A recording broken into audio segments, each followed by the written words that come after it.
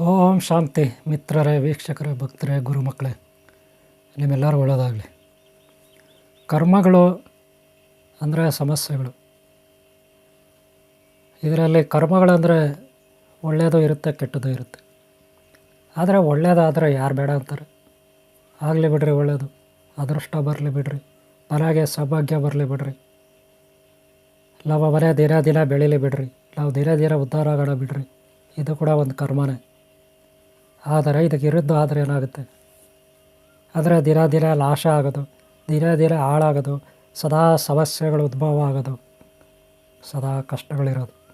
ಈ ಕರ್ಮ ಅಂತೂ ಯಾರಿಗೂ ಬೇಡ. ಒಳ್ಳೆಯವರೇ ಇರಲಿ, ಕೆಟ್ಟವರಿರಲಿ, ಅವರು ಯಾವುದೇ ಧರ್ಮ ಜಾತಿ ಅವರಿರಲಿ, ಯಾವುದೇ ದೇಶದವರಿರಲಿ, ಕಷ್ಟ ಯಾರಿಗೂ ಬೇಡ ಅಂತ ಹೇಳೋದು.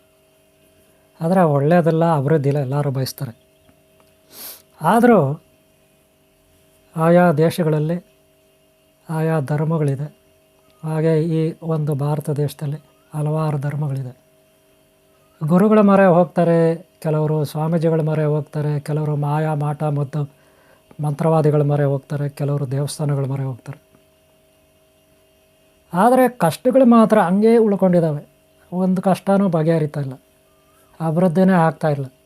ಅಕ್ಕಪಕ್ಕ ಇರೋ ಮನೆಯವ್ರು ನೋಡ್ರಿ, ದಿನೇ ದಿನೇ ಅಭಿವೃದ್ಧಿ ಹೊಂದ್ತಾವ್ರಿ. ಏನೂ ಇಲ್ದವರು ಕೇವಲ 2 ವರ್ಷ 3 ವರ್ಷದಲ್ಲಿ ಎಲ್ಲಿದು ಟೂ ವೀಲರ್ ತೊಗೊಂಡ್ರು, ಮಕ್ಕಳಿಗೆ ಸೈಕಲ್ ಹೊಸ ಹೊಸ ಸೈಕಲ್ ಕೊಡಿಸಿದ್ರು, ಮಕ್ಕಳಿಗೆ ಒಳ್ಳೆ ಟೂ ವೀಲರ್ ಕೊಡಿಸಿದ್ರು, ಮಕ್ಕಳಿಗೆ ಒಳ್ಳೆ ಕಾರ್ ಕೊಡಿಸಿದ್ರು.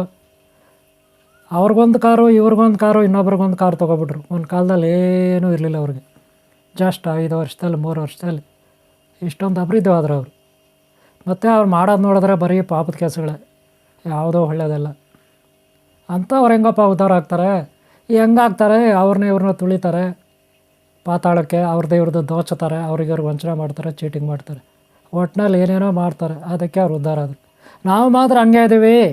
ನಾವು ಎಷ್ಟು ಒಳ್ಳೆಯವರು, ಒಳ್ಳೆಯ ಗುರುಗಳಿಗೆ ರೆಸ್ಪೆಕ್ಟ್ ಕೊಡ್ತೀವಿ, ದೇವಸ್ಥಾನಗಳಿಗೆ ದಕ್ಷಿಣೆ ಕೊಡ್ತೀವಿ, ದೇವಸ್ಥಾನಗಳಿಗೆ ಹೋಗಿ ಸುತ್ತುತ್ತೀವಿ, ಸೋಮವಾರ ಶುಕ್ರವಾರ ಶನಿವಾರ ಅಂತ, ಆ ದೇವರು ಈ ದೇವ್ರಂತ, ಆ ಕ್ಷೇತ್ರ ಈ ಕ್ಷೇತ್ರ ಅಂತ.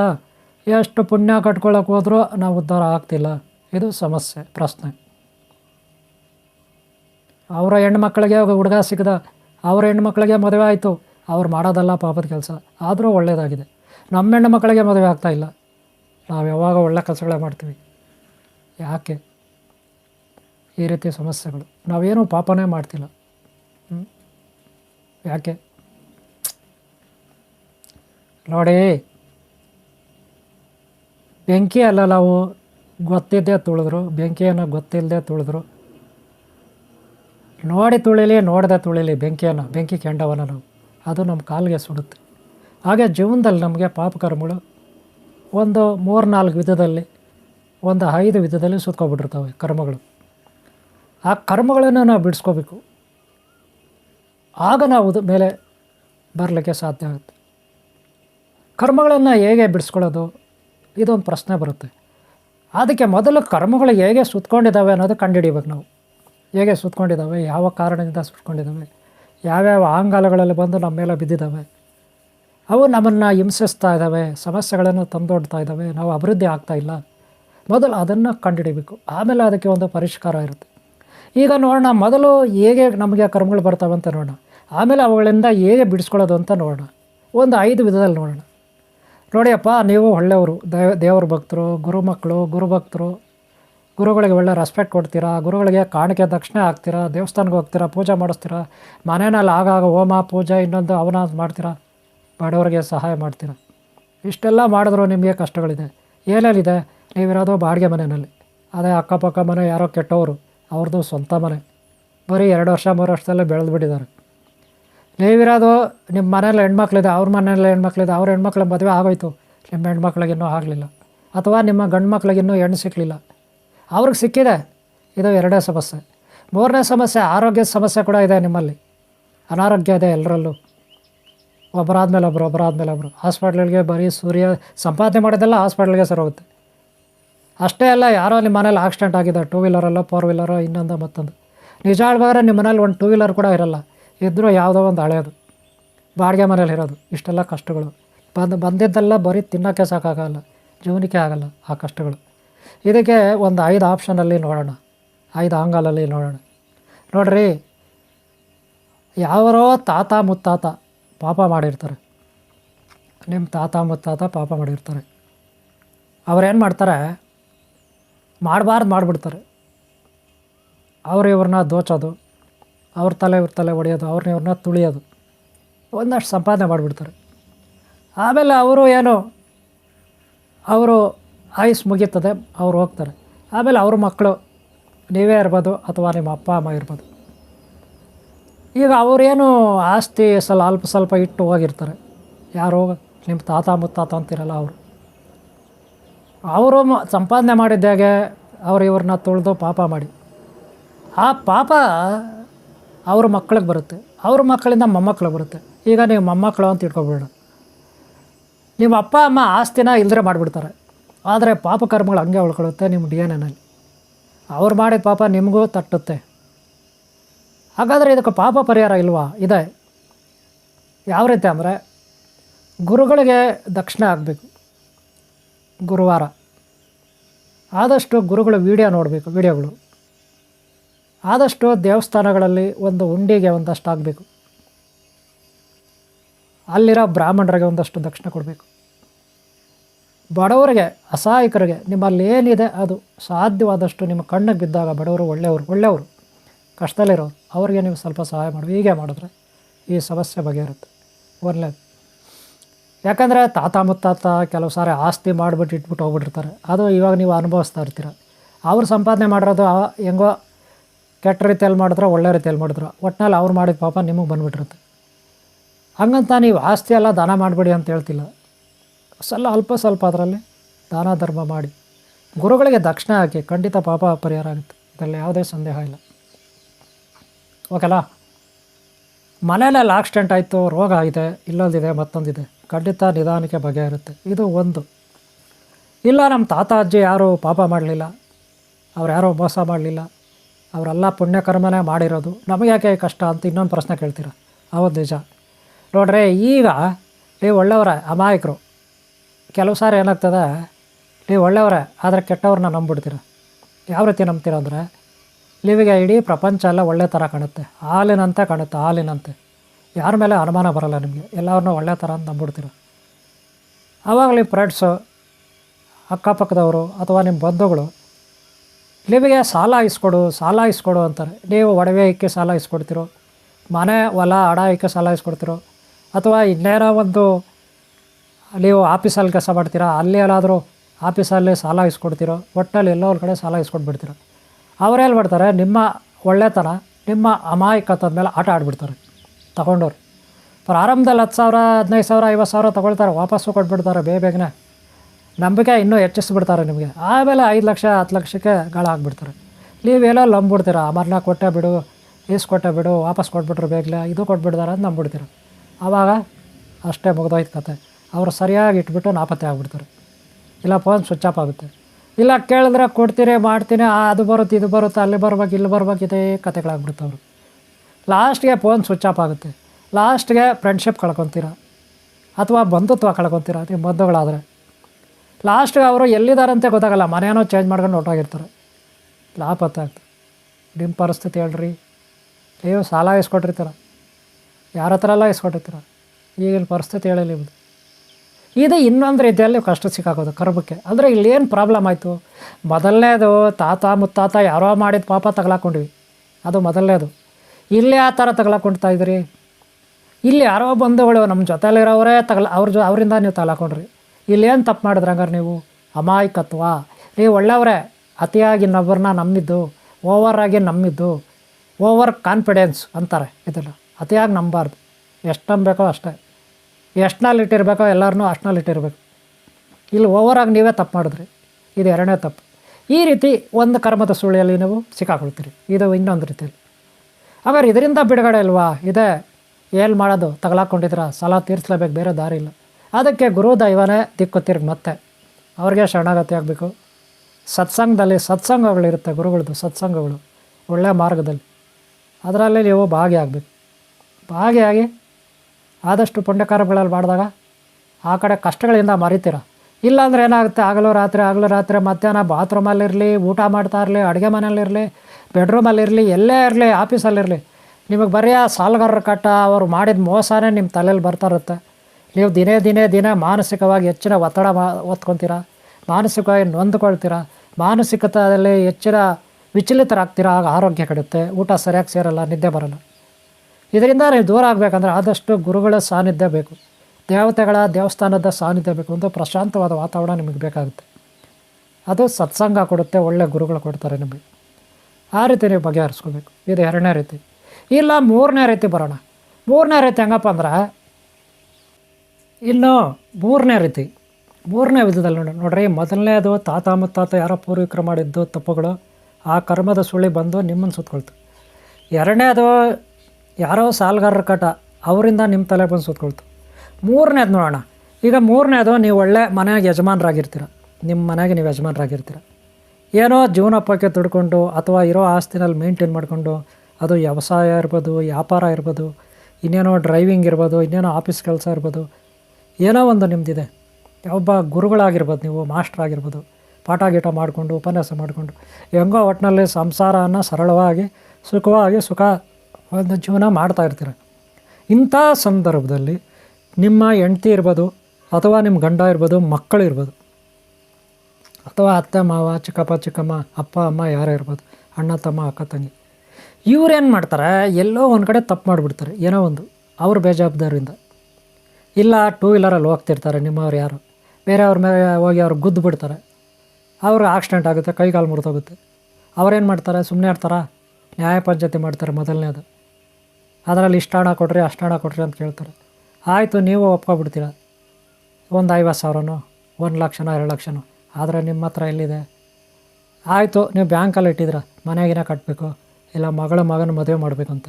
ಈಗ ಅವ್ರು ಕೊಡಲೇಬೇಕು, ಬೇರೆ ದಾರಿ ಇಲ್ಲ. ಆಕ್ಸಿಡೆಂಟ್ ಆಗಿದೆ, ನಿಮ್ಮವ್ರು ಯಾರೊಬ್ಬರು ಮಾಡಿಬಿಡ್ತಾರೆ, ಅಣ್ಣನ ತಮ್ಮನ ಅಕ್ಕನ ತಂಗಿನ, ಅವ್ರ ಮಕ್ಕಳು ಇವ್ರ ಮಕ್ಕಳು. ಇವಾಗ ನಿಮ್ಮ ತಲೆ ಬರ್ತದೆ. ಯಾವ ರೀತಿ ಕೇಳ್ಕೊತಾರೆ, ಬೇರೆ ದಾರಿ ಇಲ್ಲ. ಇಲ್ಲಾಂದರೆ ಅವ್ರಿಗೆ ಕಂಪ್ಲೇಂಟ್ ಕೊಟ್ಟು ಎತ್ತಾಕೊಂಡು ಹೋಗಿ ಅವರು ಜೈಲಲ್ಲಿ ಹಾಕ್ತಾರೆ. ಕೇಸ್ ಆದರೆ ಅದೊಂದು 10 ವರ್ಷ ತಗಲಾಕೋತಾರೆ. ಅದಕ್ಕೆ ನೀವೇನು ಮಾಡ್ತೀರಾ? ಪಾಪ ನಿಮ್ಮ ಹತ್ರ ಇರೋ ದುಡ್ಡನ್ನ, ಕಷ್ಟಪಟ್ಟು ಸಂಪಾದನೆ ಮಾಡಿದ ದುಡ್ಡನ್ನ, ಇಷ್ಟು ದಿನ ಯಾವುದೋ ಒಂದು ಗುರಿ ಮುಟ್ಟಬೇಕು, ಯಾವುದೋ ಒಂದು ಅನುಕೂಲಕ್ಕೆ ಅಂತ ನೀವು ಕಷ್ಟಪಟ್ಟು ಪೈಸಾ ಕೊಡಿಟ್ಟಿದ್ದೀರ. 1,00,000ನೋ 2,00,000ನೋ 5,00,000ನೋ. ಈಗ ವ್ರತ ನೀರಿನಲ್ಲಿ ಹೋಮ ಮಾಡ್ದಂಗೆ ಅವ್ರಿಗೆ ನೀವು ಕೊಡಬೇಕಾಗ್ತದೆ. ಪರಿಸ್ಥಿತಿ ಇದೆ. ಸಾಲ ಅಂತನಾ? ಯಾವ ರೀತಿ ಅದು ಬರುತ್ತಾ ವಾಪಸ್ಸು? ಹೋಗಲಿ ನಿಮ್ಮವರೇ ಅವರು. ಸಾಲ ಅಂತ ಹೆಂಗೆ ಕೊಡ್ತೀರಾ? ಆವಾಗ ಬೇರೆ ದಾರಿ ಇಲ್ಲ, ದಯಾದಾಕ್ಷಿಣ್ಯದಿಂದ ಕೊಡ್ತೀರಾ. ಈ ರೀತಿ 3ನೇ ರೀತಿಯಲ್ಲಿ ನೀವು ಸಿಕ್ಕಾಕೊಳ್ತೀರ. ಇಲ್ಲಿ ನಿಮಗೆ ಯಾವುದೋ ಒಂದು ಕರ್ಮದ ಸುಳಿ ತಗೊಳ್ಕೊಳ್ತೀರ. ಇಲ್ಲೋ ಹೊಲ್ದಿದೆ, ಎಲ್ಲೋ ಬಸ್ಸಲ್ಲಿ ಹೋಗ್ತಾಯಿದ್ದೀರಾ, ಹಣ ಎತ್ಕೊಂಡು ಹೋಗ್ತಾಯಿದ್ದೀರಾ, ಒಡವೆ ಎತ್ಕೊಂಡು ಹೋಗ್ತಾಯಿದ್ದೀರಾ, ಬ್ಯಾಂಕಲ್ಲಿ ಇಡೋಕ್ಕೋ, ಇಲ್ಲ ಬ್ಯಾಂಕಿಂದ ಮನೆಗೆ ತೊಗೊಂಡು ಹೋಗ್ತಾಯಿದ್ದೀರಾ, ಇಲ್ಲ ಅಂಗಡಿಯಿಂದ ಮನೆಗೆ ತೊಗೊಂಡು ಹೋಗ್ತಾಯಿದ್ದೀರಾ. ಮದುವೆ ಇರುತ್ತೆ, ಒಡವೆ ಅರೇಂಜ್ ಮಾಡಬೇಕು. ಈ ರೀತಿ ಪರಿಸ್ಥಿತಿ, ಹೆಣ್ಮಕ್ಳು ತಂದೆ ತಾಯಿಯಾಗಿರ್ತೀರ, ನೀವು ಇನ್ನೇನೋ ಆಗಿರ್ತೀರ, ಬಂಧು ಬಳಗ. ಯಾವುದೋ ಒಂದು ಮದುವೆ ಕಾರ್ಯಕ್ಕೆ, ಶುಭ ಕಾರ್ಯಕ್ಕೆ ನಿಮ್ಮದೇ ಆದ ಒಡವೆ ವಸ್ತು ಅಥವಾ ಬೇರೆಯವ್ರದ್ದು ನೀವು ತೊಗೊಂಡು ಹೋಗ್ತಾ ಇರ್ತೀರ ಒಡವೆ ವಸ್ತು. ಆದರೆ ಬಸ್ನಲ್ಲಿ ನಿಮ್ಮ ಬೇಜವಾಬ್ದಾರಿ ತಂದಿಂದ ನಿದ್ರೆ ಹೋಗ್ಬಿಡ್ತೀರ. ಬಸ್ನಲ್ಲಿ ಸೀಟಲ್ಲಿ ಕೂತ್ಕೊಂಡು ಪಕ್ಕದಲ್ಲಿರೋರು ಅದನ್ನೆಲ್ಲ ಗಮನಿಸಿರ್ತಾರೆ, ಅಬ್ಸರ್ವ್ ಮಾಡಿರ್ತಾರೆ. ಕಳ್ಳರು ಅದೇ ಕೆಲಸ. ಅವ್ರಿಗಂತೂ ದಯೆ ದಾಕ್ಷಿಣ್ಯ ಏನೂ ಇರಲ್ಲ. ನೀಚ ನಿಕೃಷ್ಟರು ಲೀಟಾಗಿ ಎತ್ತಕೊಂಡೋಗ್ಬಿಡ್ತಾರೆ. ಅದು ಪಾಪ ನೀವೇನು ಮಾಡ್ತೀರಿ? ಎಚ್ಚರಿಕೆ ಆದಾಗ ನೋಡ್ತೀರಾ, ಲಾಪತ್ತೆ, ಹಳಾಲು ಲಾಪತ್ತೆ, ಒಡವೆಲು ಲಾಪತ್ತೆ, ಎಲ್ಲ ಲಾಪತ್ತೆ. ಆವಾಗ ಯಾರು ಬಾಯಿ ಬಡ್ಕೋಬೇಕು ನೀವು? ಈ ರೀತಿ ಇನ್ನೊಂದು ಕಷ್ಟದಲ್ಲಿ ಸಿಕ್ಕಾಕೊಳ್ತೀರ. ಆವಾಗ ಲಕ್ಷಾಂತರ ರೂಪಾಯಿ ಸಾಲ ಹೊತ್ಕೊಳ್ತೀರ, ಅಥವಾ ಕಷ್ಟದಲ್ಲಿ ಬೀಳ್ತೀರ, ಕಷ್ಟದ ಸುಳಿಯಲ್ಲಿ ಸಿಕ್ಕಾಕೊಳ್ತೀರ. ಇದು 4ನೇ ಟೈಪ್. ಇಲ್ಲೂ 5ನೇ ಟೈಪ್ ಇದೆ. ನೀವೇ ಎಲ್ಲೋ 2 ವೀಲರಲ್ಲಿ ಹೋಗ್ತೀರಾ, ಬಸ್ಸಲ್ಲಿ ಹೋಗ್ತೀರಾ, ಇಲ್ಲ ರೋಡಲ್ಲಿ ನಿಂತಿರ್ತೀರ, ಇಲ್ಲ ಯಾವಾಗ ಗಾಡಿಗಳು ಬರ್ತಾ ಇರ್ತದೆ, ನಿಮಗೆ ಆಕ್ಸಿಡೆಂಟ್ ಆಗಿಬಿಡುತ್ತೆ. ಇದಕ್ಕೆ ಕಾರಣ ನೀವೇ ಆಗಿರ್ತೀರ. ಸ್ವಲ್ಪ ಬೇಜವಾಬ್ದಾರಿ ಆ ಥರ ಪಟ್ಟು ರೋಡ್ ಪಾಸ್ ಮಾಡೋದು, ಇಲ್ಲ ರೋಡ್ ಸೈಡಲ್ಲೇ ನಿಂತ್ಕೊಬಿಡೋದು. ನೀವೆಲ್ಲ ಅನ್ಕೊತೀರ ನಾವೇನಿಲ್ಲ ಸೈಡಲ್ಲಿ ನಿಂತಿದ್ದೀವಿ, ನಾವೇನು ರೋಡಲ್ಲ ನಿಂತಿದ್ದೀವಿ ಅಂತ ಅನ್ಕೊತೀರ. ಆದರೆ ಅವಳು ಯಾವನೋ ತಲೆ ಕೆಟ್ಟವನು ಕುಡ್ಕೊಂಡು ಬಂದಿರ್ತಾನೆ, ಇಲ್ಲ ತಂಗಲ್ಗೆ ಓಡಿಸ್ಕೊಂಡು ಬಂದಿರ್ತಾನೆ, ಇಲ್ಲ ಅವ್ರು ಬ್ರೇಕ್ ಪೈಲರ್ ಆಗಿರ್ತದೆ. ಆವಾಗ ನಿಮ್ಮ ಮೇಲೆ ಬಂದು ಬೀಳುತ್ತೆ. ಇದು 5ನೇ ಟೈಪ್. ಆವಾಗ ಅವನು ಗುದ್ದುಬಿಟ್ಟು ಓಡೋಗ್ತಾನೆ, ನಾಪತ್ತೆ ಆಗಿಬಿಡ್ತಾನೆ. ಆವಾಗ ನೀವು ಕಷ್ಟ ಸಿಕ್ಕಾಕೊಳ್ತೀರ. ಕೆಲವರು ಇಂಟ್ರಿಗೆ ಹೋಗ್ತಿರ್ತಾರೆ ಕಷ್ಟಪಟ್ಟು ಓದಿ ಯಾವುದೋ ಒಂದು ಕೆಲಸಕ್ಕೆ, ಅಂಥ ಟೈಮಲ್ಲಿ ಹಿಂಗೆ ಆಗ್ಬಿಟ್ರೆ. ಕೆಲವರು ಹೆಣ್ಮಕ್ಳು ಮದುವೆ ಮಾಡಬೇಕು, ಅಂಥ ಟೈಮಲ್ಲಿ ಹಂಗಲ್ಲ. ಆದರೆ ಏನೇ ಒಟ್ಟಲ್ಲಿ ಈ ರೀತಿ ಸಮಸ್ಯೆಗಳು ಬಂದು ಸುಳಿಗೆ ಸಿಕ್ಕಾಕೊಳ್ತೀರ. ಅದಕ್ಕೆ ಇವೆಲ್ಲ ಸಿಗಬಾರ್ದು ಅಂದರೆ ಬೆಳಗ್ಗೆ ಎದ್ದಾಗ ಯಾವ ರೀತಿ ನಾವು ಪ್ರಾರ್ಥನೆ ಮಾಡಬೇಕು, ಕೈಗಳು ನೋಡಿಕೊಂಡು ಆಮೇಲೆ ಏನು ಧ್ಯಾನ ಮಾಡಬೇಕು, ಏನು ಸೂರ್ಯ ನಮಸ್ಕಾರ ಮಾಡಬೇಕು, ಏನು ಜಪ ತಪ ಮಾಡಬೇಕು, ಯಾವ ರೀತಿ ನಡ್ಕೋಬೇಕು ಬೆಳಗ್ಗೆಯಿಂದ ಸಂಜೆಯಿಂದ ರಾತ್ರಿಯಿಂದ ಬೆಳಗ್ಗೆವರೆಗೂ, ಇದು ನಮ್ಮ ಗುರುಕುಲದಲ್ಲಿ ಹೇಳ್ಕೊಡ್ತೀವಿ. ಈ ರೀತಿ ಗುರುಗಳ ಹತ್ರ ನೀವು ಈ ಕರ್ಮಗಳು ಕಳ್ಕೊಳ್ಳಿಕ್ಕೆ ಒಂದು ಅನುಕೂಲತೆಯನ್ನು ಮಾಡ್ಕೋಬೇಕು. ನೀವೇ ಸಾಕಷ್ಟು ಕರ್ಮಗಳು ಈ ರೀತಿ ಬಂದು ನಿಮ್ಗೆ ಸುತ್ತಕೊಳ್ತವೆ. ಯಾರೋ ಮಾಡಿದ ತಪ್ಪಿಗೆ ನಿಮ್ಮ ತಲೆ ಮೇಲೆ ಬಂಡೆ ಎಳಿತಾರೆ, ನಿಮ್ಮ ತಲೆ ಮೇಲೆ ಬಂದು ಬೀಳ್ತವೆ ಭಾರಗಳು. ಆವಾಗ ನೀವು ಇಲ್ಲವಿಲ್ಲ ಅಂತ ಒದಾಡ್ತೀರ. ಸುಧಾರಿಸ್ಕೊಳ್ಳೋಕೆ ಆಮೇಲೆ ಎಷ್ಟೋ ವರ್ಷಗಳು ಬೇಕಾಗ್ತದೆ. ಇದೊಂದು ಟೈಪ್. ಇಲ್ಲೂ ಟೈಪ್ ಇದೆ. ಕಳ್ಳರು ಕಾಕರು ಅಲ್ಲ, ದೌರ್ಜನ್ಯ ಮಾಡೋರೇ ಇದ್ದಾರೆ, ನೀವು ತುಳಿಯೋರು ಇದ್ದಾರೆ. ನೀವೆಲ್ಲ ಕೆಲಸಗಳು ಆಗ್ದಂಗೆ, ನೀವು ಯಾವುದೇ ಕೆಲಸ ಆಗಬಾರ್ದು. ನಿಮ್ಮ ಮನೇಲಿ ಒಂದು ಮದುವೆ ಮಾಡೋಕ್ಕಾಗಬಾರ್ದು. ನೀವು ನಿಮ್ಮ ಮನೆ ಮಕ್ಕಳಿಗೆ ಅಕ್ಕ ತಂಗಿ ಯಾರಿಗೂ ನೀವು ಮದುವೆ ಮಾಡೋಕ್ಕಾಗಬಾರ್ದು. ಏನಾದರೂ ಒಂದು ಅಡಚಣೆ ಒಡ್ಡಿ ಹೇಳ್ಕೊಟ್ಟು ಇನ್ನೊಬ್ಬರಿಗೆ ನಿಮ್ಮ ಮದುವೆನ ತಪ್ಪಿಸ್ತಾರೆ. ಇಲ್ಲ ನೀವು ಸೈಟ್ ತಗೊಳ್ತೀರಾ, ಮನೆ ಕಟ್ತೀರಾ, ವಾಹನ ತಗೊಳ್ತೀರಾ, ಒಂದು ಫ್ಯಾಕ್ಟ್ರಿ ಮಾಡ್ತೀರಾ, ಉದ್ಯಮ ಮಾಡ್ತೀರಾ, ಯಾವುದೋ ಒಂದು ಬಿಸ್ನೆಸ್ ಮಾಡ್ತೀರಾ, ಇಂಟ್ರ್ವ್ಯೂ ಹೋಗ್ತೀರಾ, ಅದನ್ನು ತಪ್ಪಿಸ್ತಾರೆ ಅಕ್ಕಪಕ್ಕ ಇರೋರು. ನಿಮ್ಮ ಅಕ್ಕಪಕ್ಕ ಇರೋರೆ ನಿಮ್ಗೆ ಆಗದವ್ರೆ. ಯಾಕೆಂದರೆ ನೋಡೋಕ್ಕೆ ಅವರು ಭಾಳ ಪ್ರೀತಿಯಿಂದ ನಿಮ್ಮ ಜೊತೆ ಇರ್ತಾರೆ. ಕೆಲವರು ನಿಮ್ಮನೆಯಲ್ಲೇ ಟೀ ಕುಡಿತಾರೆ, ನಿಮ್ಮನೆಯಲ್ಲೇ ಟಿಫನ್ ಮಾಡ್ತಾರೆ, ಅವ್ರ ಖರ್ಚಿಗೂ ನಿಮ್ಮ ಹತ್ರ ಇಸ್ಕೊಳ್ತಾರೆ. ಆದರೆ ನೀವೆಲ್ಲಿ ಉದ್ಧಾರ ಆಗಿಬಿಡ್ತೀರ ಅನ್ನೋ ಫೀಲಿಂಗ್ ಅವ್ರಿಗೆ ಸದಾ ಇರುತ್ತೆ. ನೀವು ಉದ್ಧಾರ ಆಗಬಾರ್ದು. ನಿಮ್ಮ ಬಾಯಿ ಮಾತಿನಲ್ಲಿ ಕಣ್ಣುಗಳಲ್ಲಿ ಬರೀ ಆ್ಯಕ್ಟಿಂಗ್ ಮಾಡ್ತಾರೆ ನಿಮ್ಮ ಹತ್ರ ಅಷ್ಟೇ, ಏನೋ ನಿಮಗೆ ವಿಶ್ವಾಸದಿಂದ ಇರೋ ಥರ. ಆದರೆ ಅವ್ರು ಮಾಡೋದೆಲ್ಲ ಕುಚೋದ್ಯ ಕುತಂತ್ರಗಳು. ನಿಮ್ಮ ರಹಸ್ಯಗಳೆಲ್ಲ, ನಿಮ್ಮ ಒಳಗುಟ್ಟೆಲ್ಲ ಬೇರೆಯವರಿಗೆ ಕೊಟ್ಬಿಡ್ತಾರೆ. ಅದು ಫ್ಯಾಕ್ಟ್ರಿ ಆಗಲಿ, ಆಫೀಸ್ ಆಗಲಿ, ಪ್ರಾಜೆಕ್ಟ್ ವರ್ಕ್ ಆಗಲಿ, ಯಾವುದೇ ಆಗಲಿ. ಫಿಟ್ಟಿಂಗ್ಗಳಿಡ್ತಾರೆ. ನಿಮ್ಮ ಮನೇಲಿ ಮದುವೆ ಆಗಬಾರ್ದು ಯಾರಿಗೂ. ಆ ರೀತಿ ಅವ್ರಿಗೆ ಬೇರೆಯವ್ರು ಫಿಟ್ಟಿಂಗ್ ಇಟ್ಬಿಟ್ಟು ಮದುವೆ ತಪ್ಪಿಸ್ಬಿಡ್ತಾರೆ. ನಿಮ್ದು ಯಾವುದೋ ಒಂದು ಒಳ್ಳೆಯ ಅಭಿವೃದ್ಧಿ ಕೆಲಸ ಆಗಬಾರ್ದು, ಅದನ್ನು ಫಿಟ್ಟಿಂಗ್ ಇಟ್ಟು ತಪ್ಪಿಸ್ಬಿಡ್ತಾರೆ.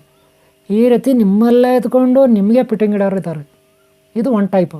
ಇನ್ನು ದುಷ್ಟರು, ಪಾಪಿಗಳು, ಅಯೋಗ್ಯರು, ಅವರು ನಿಮ್ಮನ್ನು ತುಳಿತಾನೇ ಇರ್ತಾರೆ. ಆದರೆ ಮೋಸ ಮಾಡೋರು ಮೊದಲು ಸುಖವಾಗಿರ್ತಾರೆ, ಆನಂದ ಪಡ್ತಾರೆ, ಸುಖ ಪಡ್ತಾರೆ. ಆದರೆ ಕೊನೆಗಾಲದಲ್ಲಿ ಅವರಿಗೆ ಎಲ್ಲಿಲ್ಲದ ಪಾಪಗಳು ಸುತ್ತಕೊಳ್ಳುತ್ತೆ. ಅವ್ರು ಮಾಡಿದ ಪಾಪ ಎಲ್ಲ ಅವ್ರ ತಲೆ ಮೇಲೆ ಬರುತ್ತೆ. ಆವಾಗ 60 ವರ್ಷ, 55 ವರ್ಷ, 60 ವರ್ಷ, 65 ವರ್ಷ ಆಗಿರುತ್ತೆ. ಆವಾಗ ಡಾಕ್ಟರು ಅವ್ರಿಗೆ ಇಂಜೆಕ್ಷನ್ ಕೊಟ್ರೇ ವಾಸಿ ಆಗೋದು, ಇಲ್ಲಾಂದ್ರೆ ಆಗಲ್ಲ. ಅವ್ರಿಗೆ ಕಿಡ್ನಿ ಪ್ರಾಬ್ಲಮ್ ಇರ್ಬೋದು, ಶ್ವಾಸಕೋಶ ಪ್ರಾಬ್ಲಮ್ ಇರ್ಬೋದು, ಹೃದಯ ಪ್ರಾಬ್ಲಮ್ ಇರ್ಬೋದು, ಕಣ್ಣುಗಳ ಪ್ರಾಬ್ಲಮ್ ಇರ್ಬೋದು, ಕಿವಿ ಪ್ರಾಬ್ಲಮ್ ಇರೋದು, ಬಾಯಲ್ಲಿ ಹುಣ್ಣುಗಳು ಅಲ್ಸರ್ ಪ್ರಾಬ್ಲಮ್ ಇರ್ಬೋದು, ಹೊಟ್ಟೆನಲ್ಲಿ ಗ್ಯಾಸ್ಟ್ರಿಕ್ಕು ಅಲ್ಸರ್ ಅಪ್ರೆಂಟಿಸ್ ಆಗಿರ್ಬೋದು, ಕಿಡ್ನಿ ಫೈಲರ್ ಆಗಿರ್ಬೋದು, ಇನ್ನೇನೋ ಪ್ರಾಬ್ಲಮ್ ಇರ್ಬೋದು, nerve system, brain system problem ಇರ್ಬೋದು. ಲಕ್ಷಾಂತರ ರೂಪಾಯಿ ಖರ್ಚಾಗ್ತಾ ಇರುತ್ತೆ. ಅವ್ರು ಯಾರ್ಯಾರಿಗೆ ತುಳಿದು ಯಾರ್ಯಾರಿಗೆ ಅನ್ಯಾಯ ಮಾಡಿ ಸಂಪಾದನೆ ಮಾಡಿದ್ರು ಅದೆಲ್ಲ ನೀರಿನಲ್ಲಿ ಹೋಮ ಮಾಡ್ದಂಗೆ ಹೋಗ್ತಾ ಇರುತ್ತೆ. ಹಂಗೆ ಎಲ್ಲ ಮಾಯ ಆಗ್ತಾ ಇರುತ್ತೆ, ಕರ್ಗೋಗ್ತಾ ಇರುತ್ತೆ. ಜೊತೆಗೆ ಇವ್ರಿಗೆ ಮೈ ಕೈನಲ್ಲಿ ನರಕ ಅನುಭವಿಸ್ತಾ ಇರ್ತಾರೆ. ಶರೀರದಲ್ಲಿ ರೋಗ, ನೋವು ಇರೋಕ್ಕಾಗಲ್ಲ, ಹಗಲು ರಾತ್ರಿ ನಿದ್ದೆ ಬರೋಲ್ಲ. 55, 60, 65 ವರ್ಷ ವಯಸ್ಸಾಗಿರುತ್ತೆ. ಈಗ ಡಾಕ್ಟರ್ ಇಂಜೆಕ್ಷನ್ ಹಾಕಿದರೆ ಅದಕ್ಕೆ ಕೆಲಸ ಮಾಡುತ್ತೆ.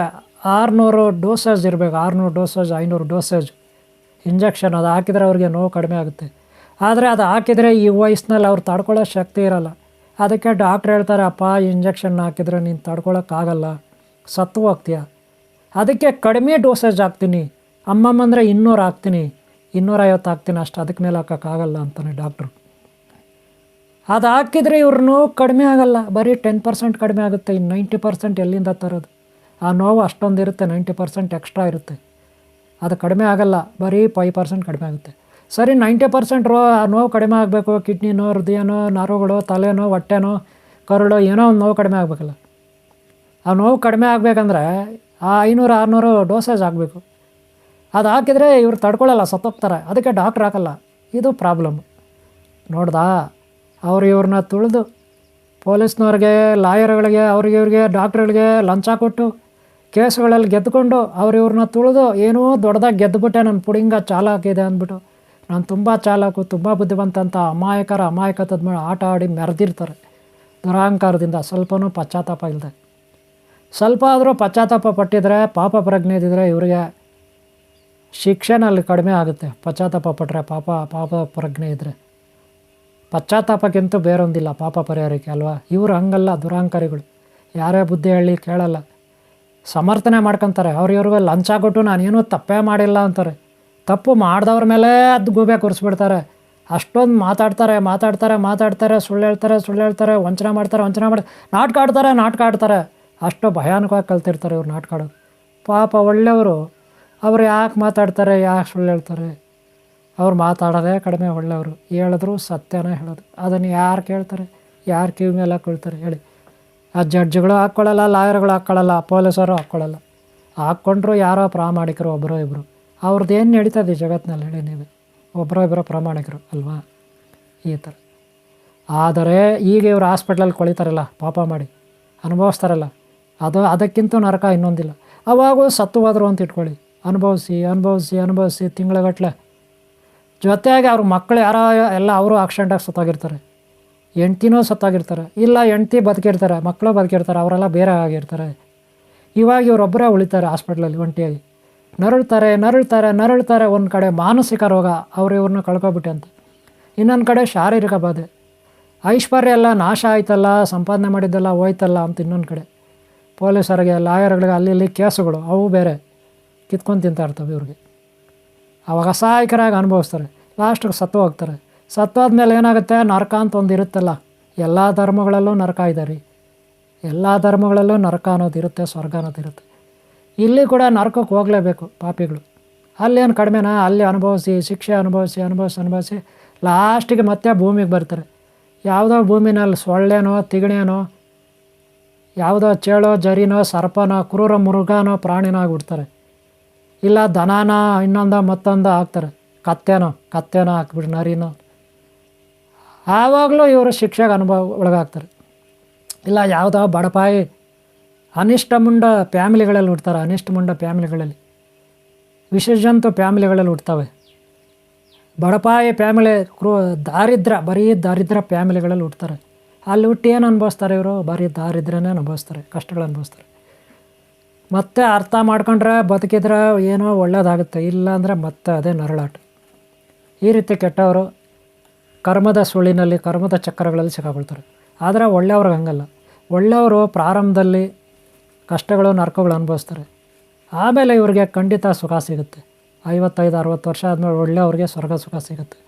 ಇಲ್ಲಿ ಅಂತ್ಯ ಆದಮೇಲೆ, ಶರೀರ ಬಿಟ್ಟ ಮೇಲೆ ಮತ್ತೆ ಸ್ವರ್ಗಲೋಕನೇ ಸಿಗುತ್ತೆ ಒಳ್ಳೆಯವ್ರಿಗೆ, ಯಾವುದೇ ಡೌಟ್ ಇಲ್ಲ. ಆಮೇಲೆ ಮತ್ತೆ ಹುಟ್ಟಿದ್ರು ಒಳ್ಳೆ ಬ್ರಾಹ್ಮಣರು, ಒಳ್ಳೆ ಮೇಲ್ಜಾತಿ, ಒಳ್ಳೆ ಒಂದು ಶ್ರೀಮಂತರ ಮನೆ ಅಥವಾ ಬಡವ್ರ ಮನೇಲಿ ಹುಟ್ಟಿದ್ರೆ ಒಳ್ಳೆ ಆರೋಗ್ಯ ಭಾಗದಿಂದ ಹುಡ್ತಾರೆ. ಒಳ್ಳೆಯವರಿಗೆ ಯಾವಾಗಲೂ ಒಳ್ಳೆಯದಾಗುತ್ತೆ, ನಿಧಾನಕ್ಕಾಗುತ್ತೆ ಅಷ್ಟೆ. ಕೆಟ್ಟವ್ರಿಗೆ ಮೊದಲು ಸುಖ ಸಿಗುತ್ತೆ, ಒಳ್ಳೆಯವ್ರಿಗೆ ಆಮೇಲೆ ಸುಖ ಸಿಗುತ್ತೆ. ಕೆಟ್ಟವ್ರಿಗೆ ಮೊದಲು ಸ್ವರ್ಗ ಸಿಗುತ್ತೆ, ಒಳ್ಳೆಯವ್ರಿಗೆ ಮೊದಲು ಕಷ್ಟ ಸಿಗುತ್ತೆ, ಅಷ್ಟೇ ವ್ಯತ್ಯಾಸ. ಅದಕ್ಕೆ ಒಳ್ಳೆಯವ್ರು ಯಾವಾಗಲೂ ಸಹನೆ ತಾಳ್ಮೆ ಇರಬೇಕು. ಯಾರು ಎಷ್ಟೇ ಅಕ್ಕಪಕ್ಕ ಮನೆಯವರು, ಆಫೀಸ್ನಲ್ಲಿ, ಇನ್ನೊಂದು ಕಡೆ ಮತ್ತೊಂದು ಕಡೆ, ಬಸ್ನಲ್ಲಿ, ಟ್ರೈನಲ್ಲಿ, ಬಸ್ ಸ್ಟ್ಯಾಂಡಲ್ಲಿ, ಎಲ್ಲೇ ಆಗಲಿ ಕೆಟ್ಟವರು ನಮ್ಮ ಮೇಲೆ ದಾಳಿ ಮಾಡ್ತಾರೆ, ಕೆಟ್ಟವರು ನಮಗೆ ಕಿರಿಕಿರಿ ಕೊಡ್ತಾರೆ, ಕೆಟ್ಟವರು ನಮಗೆ ಚುಡಾಯಿಸ್ತಾರೆ, ಬ್ಯಾಡ್ ಕಾಮೆಂಟ್ಗಳು ಮಾಡ್ತಾರೆ. ಅದಕ್ಕೆಲ್ಲ ನಾವು ಕಿವಿ ಆಗಬಾರ್ದು, ಕಣ್ಣಲ್ಲಿ ನೋಡಬಾರ್ದು, ಕೇಳಿಸ್ಕೋಬಾರ್ದು. ನೋಡ್ದಂಗೆ ಕೇಳಿಸ್ದಂಗೆ ಹೊಟ್ಟೋಗ್ಬೇಕು. ನಾವೇನೋ ಒಂದು ಸಾಧಿಸ್ಬೇಕು, ಏನೋ ಒಂದು ಗುರಿ ಮುಟ್ಟಬೇಕು, ಅದ್ರ ಕಡೆ ನಮ್ಮ ಗಮನ ಇರಬೇಕು. ನೀವು ಯಾರೇ ಆಗಿರಿ, ಗೊತ್ತಾಯ್ತಲ್ಲ. ಯಾವಾಗಲೂ ನಮ್ಮಲ್ಲಿ ತಾಳ್ಮೆ ಇರಬೇಕು. ಈ ಜಗತ್ತಿನಲ್ಲಿ ತಾಳ್ಮೆ ಇಟ್ಕೊಂಡು, ಗುರುಭಕ್ತಿ ದೈವಭಕ್ತಿ ಇಟ್ಕೊಂಡು ಅವ್ರ ಸೇವೆ ಮಾಡ್ಕೊಂಡು ಹೋದರೆ ನಮ್ಮ ಪಾಪಕರ್ಮಗಳು ಕಳೆಯುತ್ತೆ, ಯಾವುದೇ ಡೌಟ್ ಇಲ್ಲ. ಗೊತ್ತಾಯ್ತಲ್ಲ. ಇದು ಕರ್ಮದ ಸುಳಿ. ಒಳ್ಳೆಯವ್ರಿಗೂ ಕೆಟ್ಟವ್ರಿಗೂ ಇರೋ ವ್ಯತ್ಯಾಸ ಕರ್ಮದ ಸುಳಿ. ಗೊತ್ತಾಯ್ತಲ್ಲ. ಈ ಕರ್ಮದ ಸುಳಿಯಿಂದ ನೀವು ಮುಕ್ತರಾಗಿ ದೈವಭಕ್ತಿ ಗುರುಭಕ್ತಿ ಇಟ್ಕೊಳ್ಳಿ, ತಾಳ್ಮೆ ಇಟ್ಕೊಳ್ಳಿ, ಒಳ್ಳೆ ಥರ ಹೋಗಿ ಖಂಡಿತ ಒಳ್ಳೆಯವ್ರಿಗೆ ಯಾವಾಗ ಒಳ್ಳೆಯದಾಗುತ್ತೆ. ಗೊತ್ತಾಯ್ತಲ್ಲ. ಓಕೆ ಅವರ ಹಿಂದೆ ಕೂಡ ನಾನು ಕೆಲವು ವೀಡಿಯೋಗಳು ಹಾಕಿದ್ದೀನಿ ನೋಡಿ. ಈ ವಿಡಿಯೋ ನಾನು ಇಲ್ಲಿ ಮುಗಿಸ್ತಾ ಇದ್ದೀನಿ. ಈ ವಿಡಿಯೋ ನಿಮ್ಗೆ ಇಷ್ಟ ಆಗಿದರೆ ಒಂದೇ ಒಂದು ಲೈಕ್ ಮಾಡಿ. ಹಾಗೆ ಮುಂದಿನ ವಿಡಿಯೋಗಳು ನೋಡಿ. ನೀವು ನನಗೆ ಪ್ರೋತ್ಸಾಹ ಕೊಟ್ಟರೆ ಈ ರೀತಿ ವಿಡಿಯೋ ಮಾಡಲಿಕ್ಕೆ ಮುಂದೆ ಅನುಕೂಲ ಆಗುತ್ತೆ. ನೀವು ಕೂಡ ಒಂದು ಲೈಕೇ ನನಗೆ ಅದೇ ಸ್ಫೂರ್ತಿ ಶಕ್ತಿ. ಓಕೆನಾ. ನಿಮ್ಮ ಒಳ್ಳೆಯದಾಗಲಿ. ನಿಮ್ಮನ್ನು ಯಾರು ನಂಬಿದಾರೆ ಒಳ್ಳೆಯವರು, ಅವ್ರಿಗೆ ಒಳ್ಳೆಯದಾಗಲಿ. ಓಂ ಶಾಂತಿ, ಓಂ ಶಾಂತಿ, ಓಂ ಶಾಂತಿ, ಓಂ ಶಾಂತಿ.